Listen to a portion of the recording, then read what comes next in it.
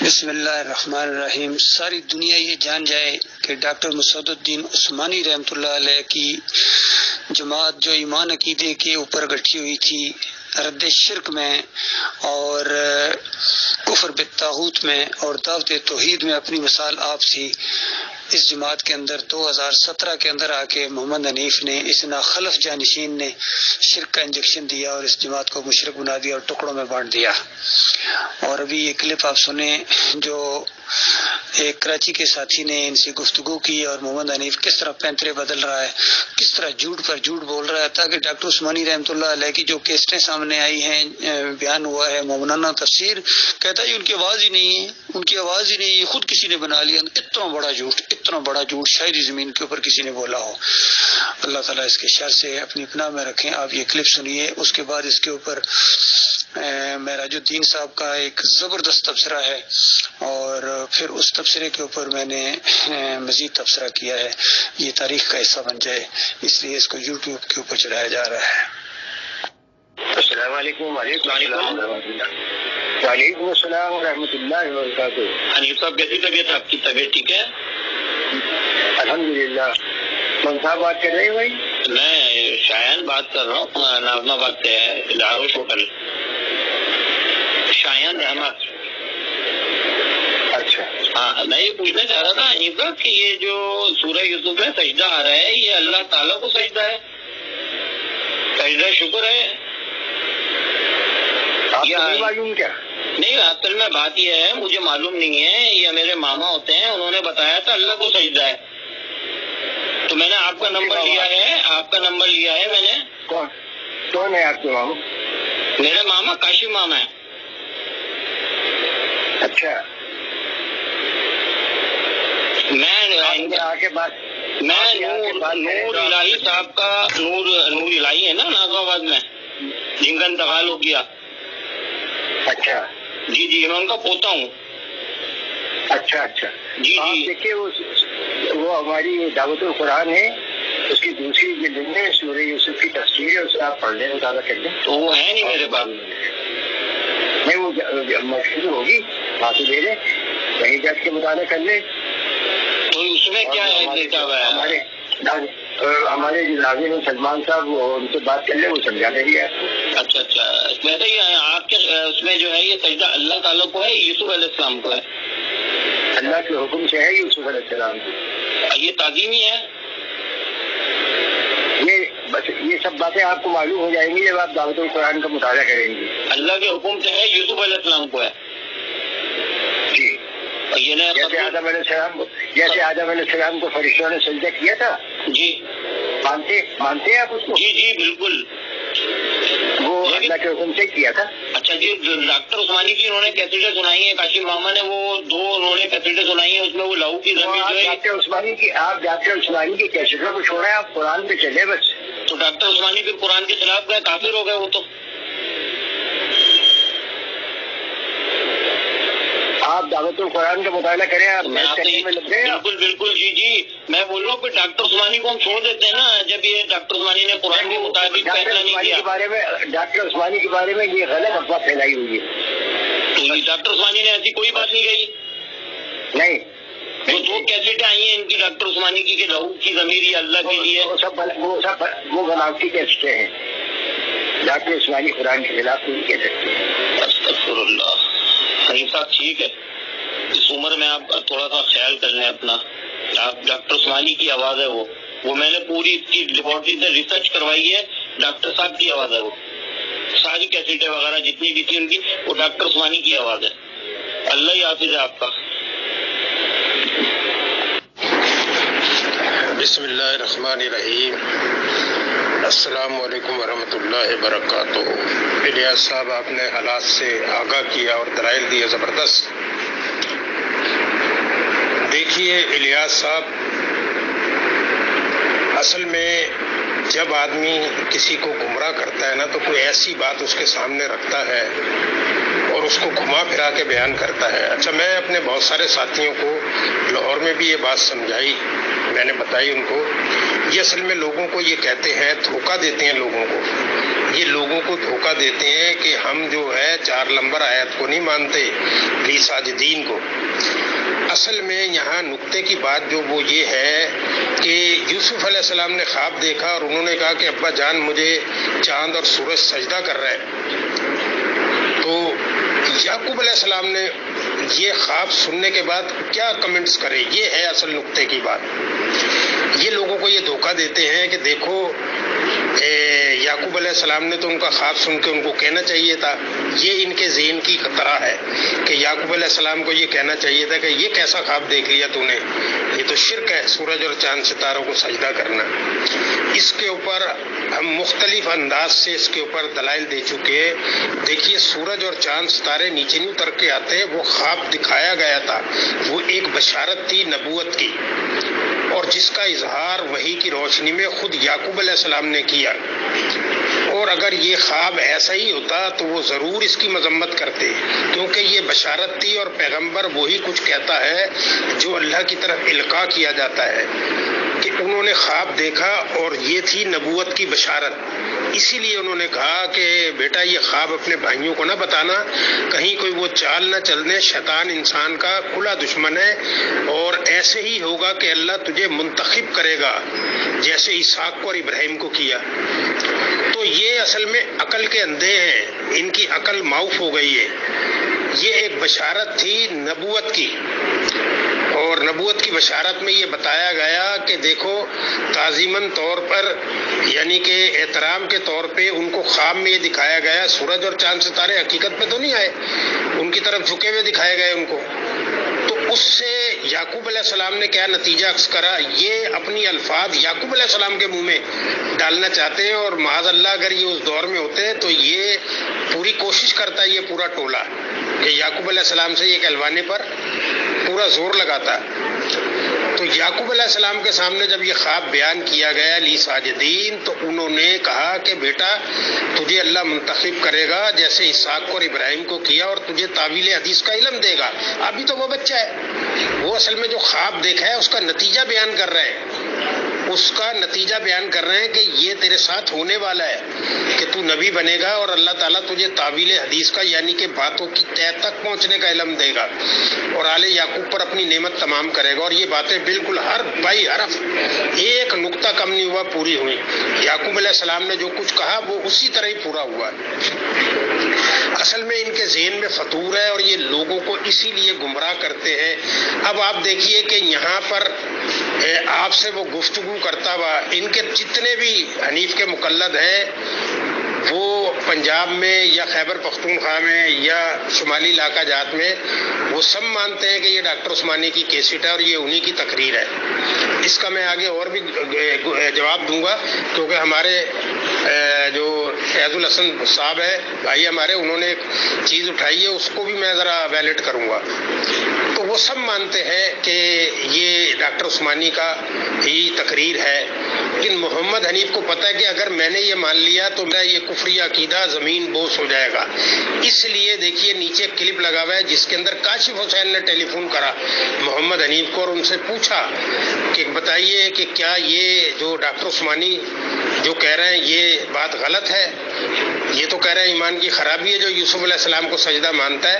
تو محمد حنیف نے بالکل اسی طرح جیسے آپ نے حوالہ دی ہے، اسی طرح سیاسی لیڈر کی طرح، سیاسی پنڈت کی طرح اس نے پیترا بدلا، کہتا ہے یہ ڈاکٹر عثمانی کی تقریر نہیں ہے اور یہ پروپیگنڈا کیا جا رہا ہے، یہ بنائی گئی ہیں۔ یہ بہت بڑا جھوٹا ہے، یہ اتنا بڑا جھوٹا ہے کہ اس سے بڑا جھوٹا اس وقت روح زمین پہ کوئی نہیں ہوگا محمد حنیف سے۔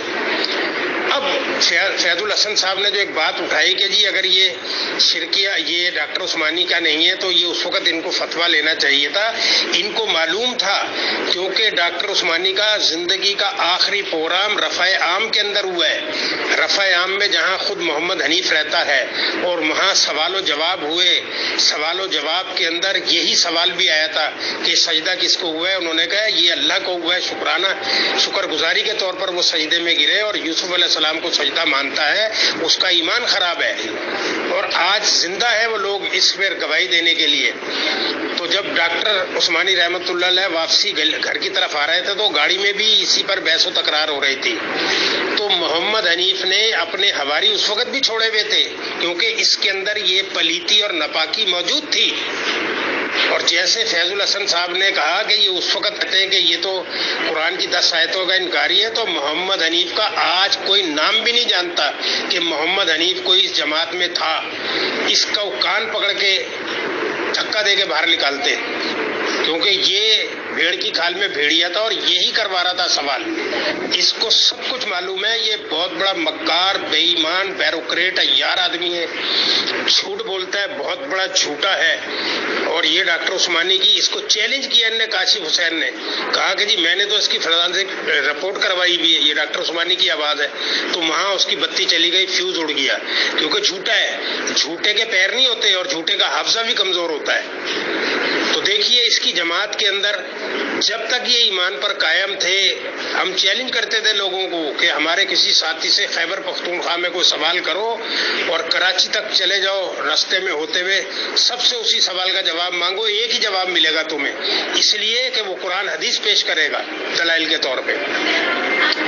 تو اس لیے یہ آج گمراہ ہو گئے اور یہ قرآن کے خلاف عقیدہ، انہوں نے قرآن کی آیتوں کو موڑنے کی کوشش کی ہے. اس لیے یہ ایک پیج پر نہیں ہے اور ان کے مختلف بیانات ہیں. اور سب سے بڑا ان کا جھوٹے ہونے کی دلیل یہ ہے کہ یہ کسی سے ڈر کے مارے بات نہیں کرتے کیونکہ ان کے پاس دلائل ہی نہیں ہے. یہ دلائل ہی نہیں ہے. اور پھر لوگوں کو یہ کہتے ہیں کہ دیکھو جی یہ تو لی ساجدین کا انکار ہے، اور تم لی ساجدین کا انکار کرتے ہو، ہم نہیں کرتے کیونکہ لی ساجدین کو تم موڑتے ہو، دوسرے کفر کی طرف موڑنے کی کوشش کرتے ہو. اور پھر تمہارا امیر اور تمہارا جو فلسفہ ہے ان کا وہ اتنا غلیظ ہے. کہتا ہے یعقوب علیہ السلام کہتے ہیں کہ یہ خواب تو نے کیوں دیکھا، یہ تو شرکیہ خواب تھا.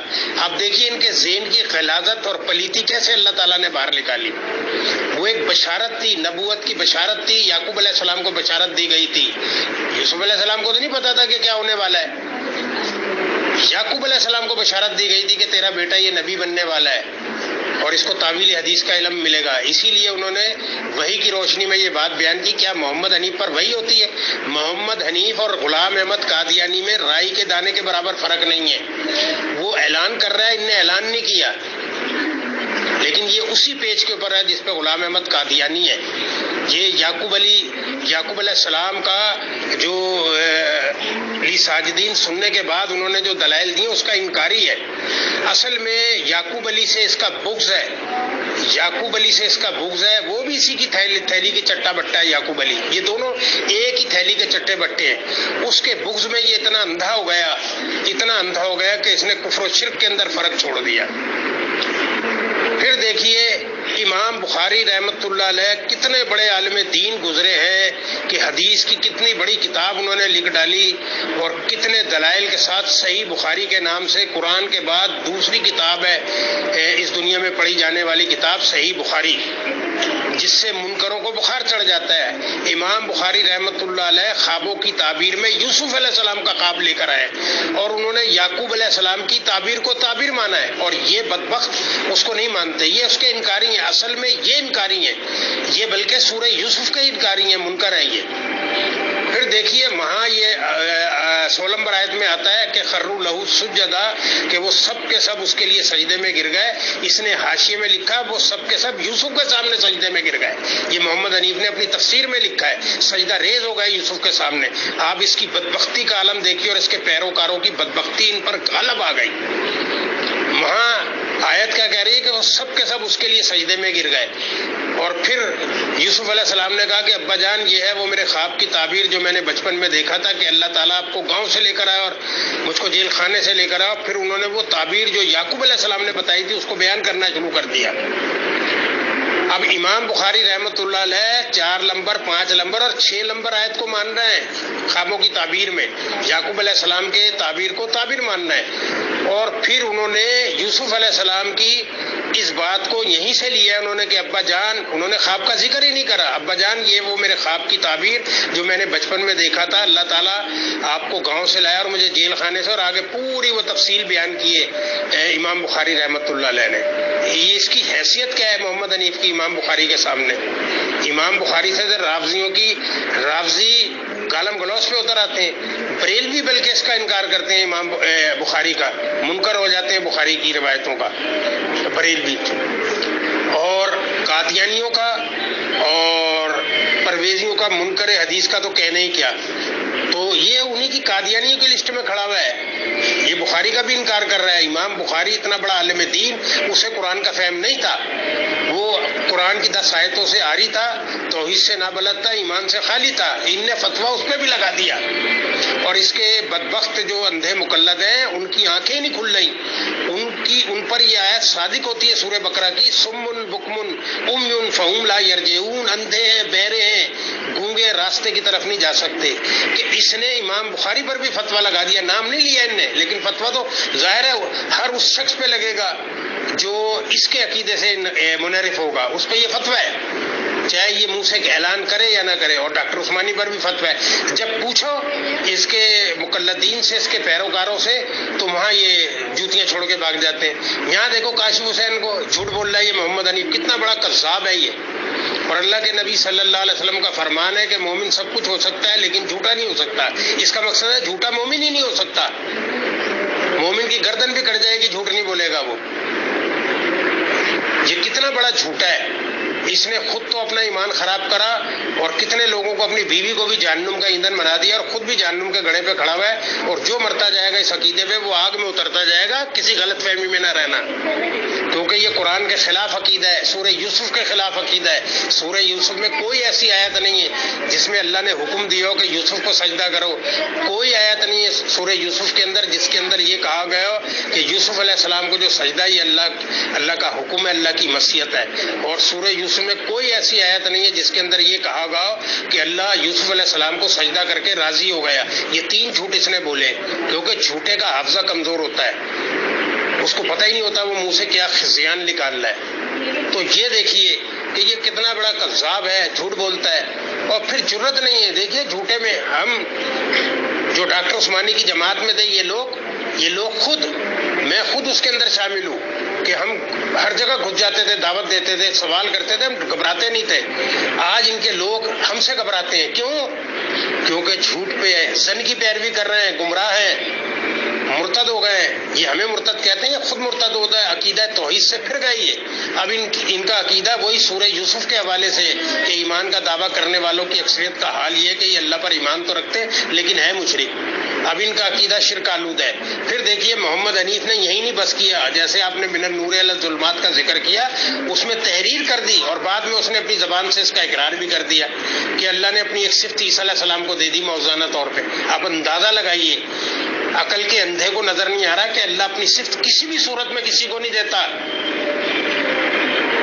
اللہ کبھی، یہی تو مشرکان مکہ کا جرم تھا، وہ بھی تو یہی کہتے تھے. اور پھر ایک قدم اور آگے گیا، اس سے کہتا ہے کہ اللہ اپنی صفت جب چاہے جس کو دے دے. اب اندازہ لگائیے اس کی گمراہی کو. اور اس کے جو مقلد ہیں جو اس کے تلوے چاٹ رہے ہیں وہ بھی اس کفری عقیدے کے اوپر، مشرکانہ عقیدے کے اوپر لبیک کہہ رہے ہیں، لبیک یا حنیف. تو میرے بھائیو، ہم تو بولتے رہیں گے الحمدللہ، اور ہمارا اجر جو ہے ہمارے رب کے ذمے ہے. ہمیں امید ہے کہ وہ ہمیں بخشے گا انشاءاللہ تعالی، کیونکہ ہم اس کی ولویت اور اس کی کبریائی کی جنگ لڑ رہے ہیں، اس کی الوہیت اور کبریائی کے لیے جہاد کر رہے ہیں. ان موذیوں سے جنہوں نے پوری اتنی بڑی تعداد کو جہنم کا ایندھن بنا دیا ہے، ان میں کسی میں جرت نہیں ہے. میں تو بار بار چیلنج کرتا ہوں محمد حنیف کو کہ آئے میدان میں اوپن شورا کرے، اور میدان کے اندر اتنی جرت ہے تو بات کر کے دکھائے. ان میں کسی میں بھی جرت نہیں ہے کہ کوئی بات کر لے، کیونکہ جھوٹے ہیں. جھوٹا کبھی نہیں بات کرتا. آپ دیکھیے میرے جیسا شخص اہل حدیثوں کے بڑے بڑے لوگوں سے جا کے ٹکرا گیا. اس کی وجہ کیا تھی کہ کیونکہ ہم قرآن کے عقیدے کے اوپر قائم تھے، قرآن حدیث کے عقیدے پر، اور ہم قرآن اور حدیث اور قرآن کی آیتوں کو ویلڈ سمجھتے تھے. ان کے سامنے وہ رکھتے تھے، وہ جو باطل دلائل دیتے تھے وہ ڈھیر ہو جاتے تھے. اس میں ہماری کوئی خوبی نہیں تھی، وہ قرآن اور حدیث کی خوبی تھی. وعلیکم السلام ورحمۃ اللہ وبرکاتہ. معراج صاحب، آپ کا یہ جو بیان ہے نا، یہ بس اینڈ ہے، سمجھ لیجئے. آپ نے خیرخواہی کا حق ادا کر دیا. اپنے ایمان عقیدے کو جس انداز سے آپ نے بیان کیا ہے وہ اپنی مثال آپ ہے.